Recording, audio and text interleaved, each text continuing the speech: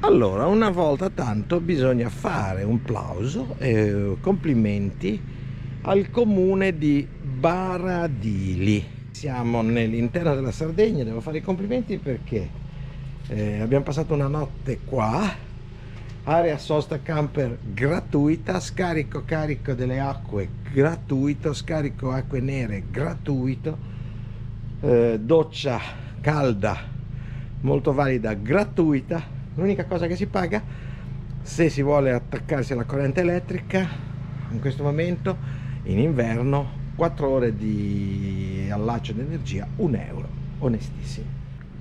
Qua ci sono i servizi qui davanti, le docce, i bagni, qua il posteggio, scarico acque.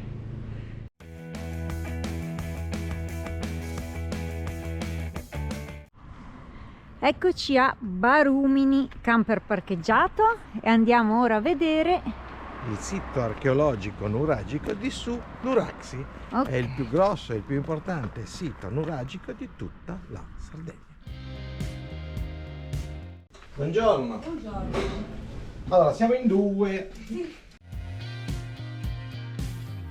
Ok, allora benvenuti, prego signora. Grazie. Mi presento, io sono Franco, la guida locale. Buongiorno Franco, noi siamo Mauro e Betty. Piacere. piacere, Stiamo andando a grazie. visitare un sito della civiltà nuragica importantissimo che poi, vedete, dal 1997 è entrato a far parte dell'UNESCO. Sì. Ci sono i resti di un nuraghe e anche un villaggio. Questo per adesso è il sito più completo. In altri casi, pensate che i siti censiti in Sardegna sono più di 7-8 mila. Cambia, la cosa straordinaria è che l'archeologo che ha scavato questo sito è riuscito a mettere assieme più di 2000 anni di storia, motivo per cui nell'insieme questo va visto e rappresenta effettivamente ancora oggi il monumento guida del suo periodo per tutti gli altri della Sardegna. Prima degli scavi qui c'era una collina che nascondeva tutto, eccola qua, vedete? Bruncus Nuragi, il significato del termine sardo, la collina del nuraghe. Professor Giovanni Lilliu è l'archeologo di Barumini che ci ha lasciato a 98 anni, è sepolto qui da noi. Deciderà di scavare negli anni 50, esattamente dal 51 al 56, e grazie a lui oggi andiamo a visitare tutto questo nuraghe e villaggio annesso. Ok? Per dirla breve, ma i nuraghi perché venivano utilizzati? Abitazioni o luoghi di culto? Punto di domanda. Qui nell'uno e nell'altro caso per noi possibile perché siamo orientati più che altro su una funzione militare. Però per arrivare a questa conclusione ci aiuta il contesto territoriale, importantissimo, il granaio della Sardegna, la zona molto fertile e ricca d'acqua che non a caso diventerà anche il granaio di Roma. Il materiale usato per costruire questo nuraghe è materiale vulcanico. L'altipiano della Giara di fronte a noi, siamo a circa 10 km di distanza, quello è un antico vulcano, sono 42 km quadrati di estensione e vi dico anche che è conosciuto non solo per l'aspetto, il contesto della macchia mediterranea, la vegetazione nostra classica, la presenza di 23 nuraghi, rispettivi villaggi, quindi anche un aspetto archeologico importante, però anche per i cavallini allo stato brado che sono gli unici esemplari in Europa. Naturalmente non parliamo di cavalli in periodo nuragico, quelli vengono importati in periodo fenicio, quindi siamo intorno all'VIII-VI secolo a.C. Per portare il materiale sino a Barumini invece loro usavano gli animali come i bui, il carro e la ruota, ecco qua. E questi particolari sono stati trovati riprodotti per fortuna nei bronzetti. L'arte della bronzistica del IX secolo a.C. Io vi ho portato un piccolo esempio, c'è in nessun'altra parte della Sardegna, della penisola italiana, ce li abbiamo solo in Sardegna, una struttura che gli possa solamente assomigliare, non solo come questa. Le due fasi costruttive che vi propongo tramite queste due piante, la prima è del bronzo recente 1330-1250 a.C. e la seconda fine bronzo recente finale 1250-1000 a.C. Il nuraghe di Barumini è un nuraghe complesso, è composto da 5 torri, la torre principale più le 4 torri orientate ai punti cardinali con le rispettive feritoie, le finestre per l'aria e la luce in primis, avvistamento, controllo, magari anche offesa. La semiluna è il cortile, dove io vi porterò fra pochissimo, e all'interno del cortile c'è quella che ha rappresentato la vita, il punto di partenza, un pozzo di 12-15 metri di profondità, alimentato da una falda freatica, acqua potabile tutto l'anno. Nella seconda fase però succede qualcosa di incredibile, perché il nuraghe viene rifasciato in tutto il suo perimetro Il cambio tecnico e funzionale della struttura è inevitabile, perché vengono murate tutte le feritoie, viene chiuso il primo ingresso, che era un ingresso alla base, ne viene ricavato uno a 7 metri d'altezza. L'unico modo poi per entrare dentro e uscire da questo nuraghe è questo corridoio. La torre principale aveva 3 camere, era alta quasi 20 metri, oggi ne ha conservato 2, io vi porterò a visitare la prima. Le torri laterali hanno conservato la prima camera con le feritoie, perché il pastore per tantissimi anni ha riutilizzato resti di capanne nuragiche trasformandole in pinnette. Non ha fatto altro che ripetere quello che i nuragici hanno fatto prima di lui, e quindi io dico, e lo ripeterò sempre, onore e merito al nostro pastore che senza saperlo poi ha contribuito a conservare parte della nostra storia.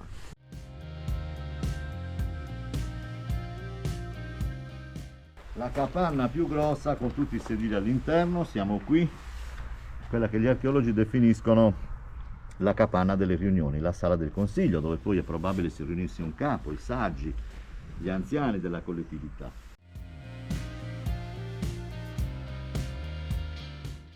Ti viene spontaneo chiederti, ma questa era la sala delle riunioni usata solo a scopo politico o anche a scopo religioso?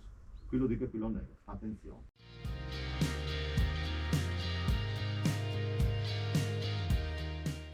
Questa è una delle torri dell'antemurale con le feritoie annesse, doppio ordine, probabilmente c'erano dei soppalchi per accedere anche alla parte superiore, non sappiamo se è a cielo aperto o magari coperta con pali in legno. E qui guardate i massi utilizzati per costruire invece il nuraghe. Questi sono massi del peso di qualche tonnellata, ricordate i muri a secco con le zeppe di riempimento evidenti, il cui scopo principale è quello di evitare delle oscillazioni che sarebbero deleterie, c'è una fuga di pressione incredibile dall'alto verso il basso. Questa abitazione qui, che è veramente incredibile, un'abitazione probabilmente dell'età del ferro, con l'unica decorazione trovata nel villaggio di Barumene, una lisca di pesce, decorazione che ci orienta verso un capo, un sacerdote o comunque una persona importante.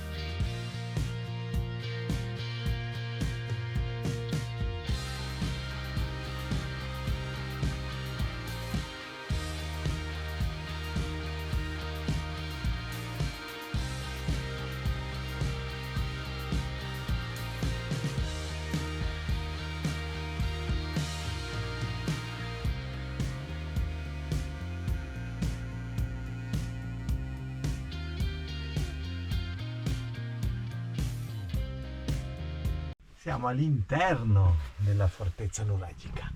Stupendo.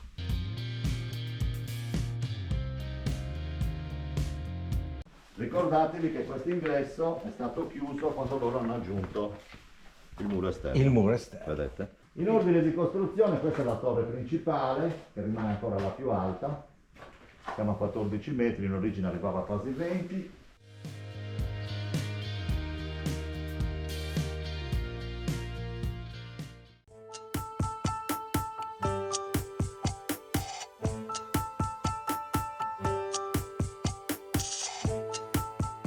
Quindi questa casa è stata edificata sopra questo. Sì, che non vedevano chiaramente, perché quello che noi oggi vediamo è il frutto dello scavo. Vi ricordo che il pavimento poggiava su questa sorta di collinetta dalla quale emergevano gli ultimi filari dei muri e del torno.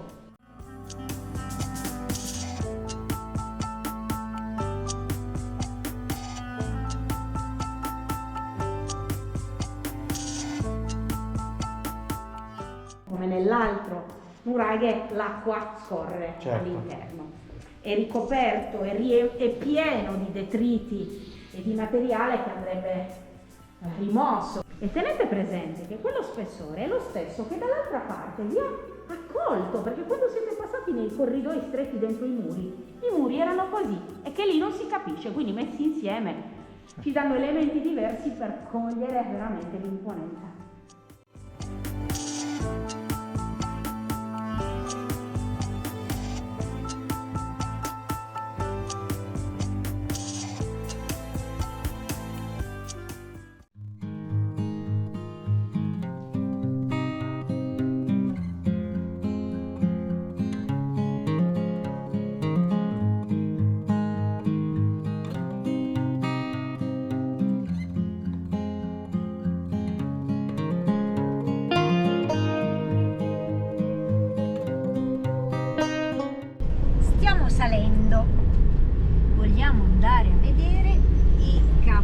selvatici della Giara e quindi saliamo all'altopiano della Giara. Gesturi. Di Gesturi, sì, perché ci sono vari accessi.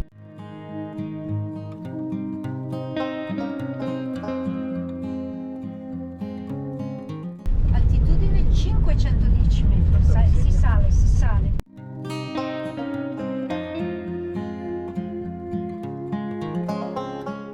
Biciclettata nel parco della Giara. Si parte.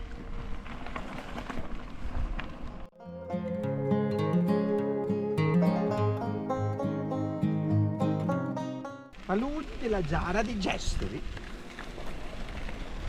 Ok, adesso proseguiamo in silenzio, che magari ci sono dei cavalli nelle vicinanze.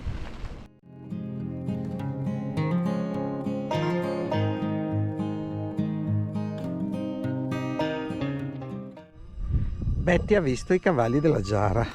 Ma che che sono vista ho? là in fondo, si vedono Ora dei sono un po' puntini. lontani. Qua dietro di noi c'è un gregge. Preparati con teleobiettivo. Eccolo un cavallo nero della Giara, che è qua abbastanza vicino.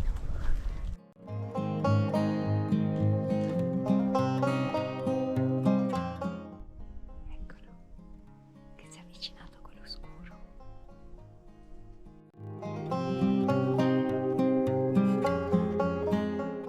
Che meraviglia sto posto, in mezzo ai querceti. Parlo piano prima che scappino i cavalli selvatici.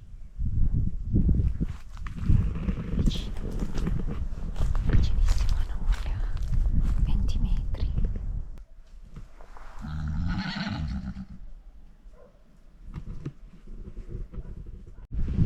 Ottima scelta quella delle bici, riusciamo a percorrere l'altopiano da cima a fondo, su strade sterrate ma molto ben fatte, ben tenute, e riusciamo a vedere un sacco di cavalli. Allora, abbiamo trovato i cavalli selvaggi della Giara.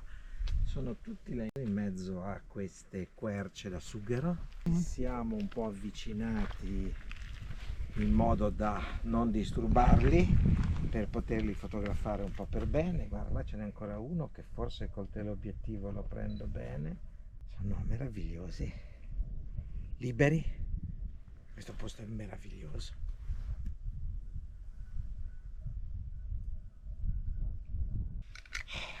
Va bene, sono emozionato.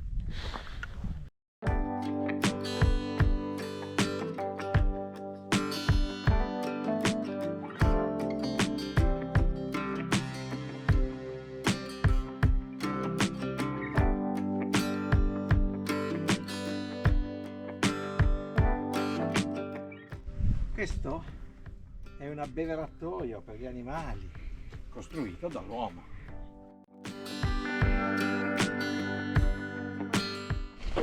Che spettacolo questo bosco di querce da sughero che ci circondano nel silenzio assoluto. Questa è davvero una stagione meravigliosa per visitarsi la Sardegna all'interno e queste zone dove comunque il turismo è poco diffuso.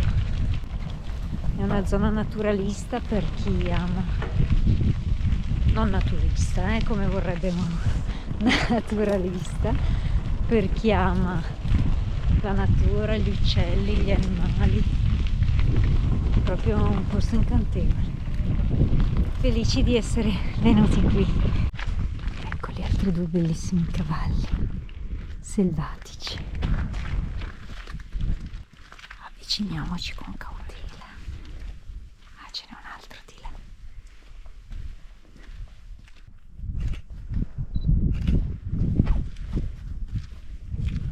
Che bello il puledrino speluccato.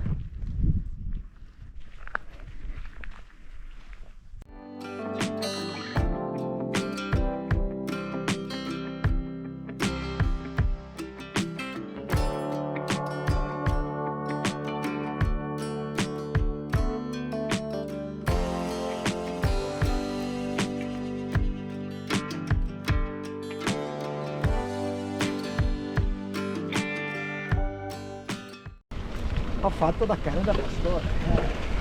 Le ho radunate tutte il gregge. Ma questo gatto che fa qua?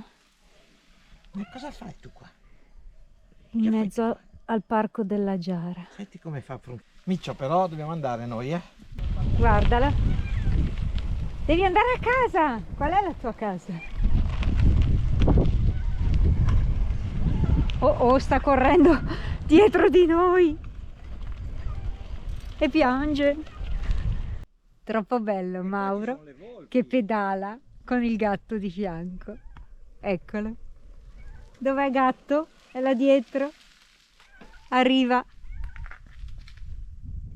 Eccolo. E sei qua. Guarda che ti segue.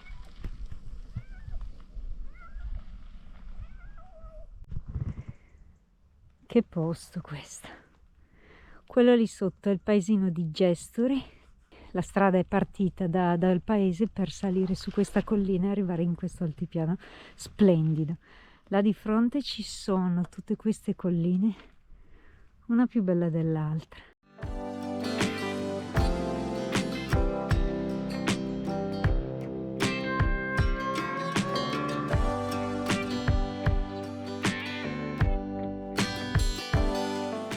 Dai scalatore, su. Che bello. Che dici? Ti è piaciuta questa Molto. tappa? Molto, molto, molto. Bisognerebbe dedicarci più giorni e venire soprattutto quando non ha piovuto.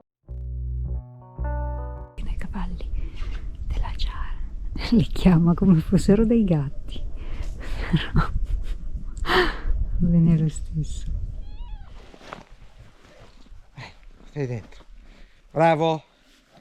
Stai su, stai su. Su, giù, giù, giù. Non ci giù. sta. Giù. Ora è selvato. Bravo. È inselvatichito qua. Non chiuderlo dentro. Non chiuderlo, Mauro. No, non puoi. E allora devi stare qua, t'arrangi. Inutile che fai le fuse.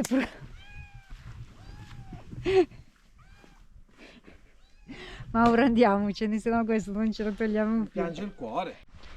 Ah, io ho trovato un abitante del nuraghe, un certo Mauretto. Sei nuovo abitante di questo nuraghe? Ma dove ti porto?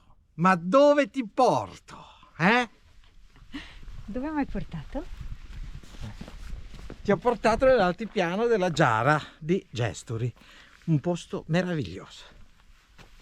Che Betty non avrebbe mai scoperto. Mai! Se non ci fossero stati i ragazzi.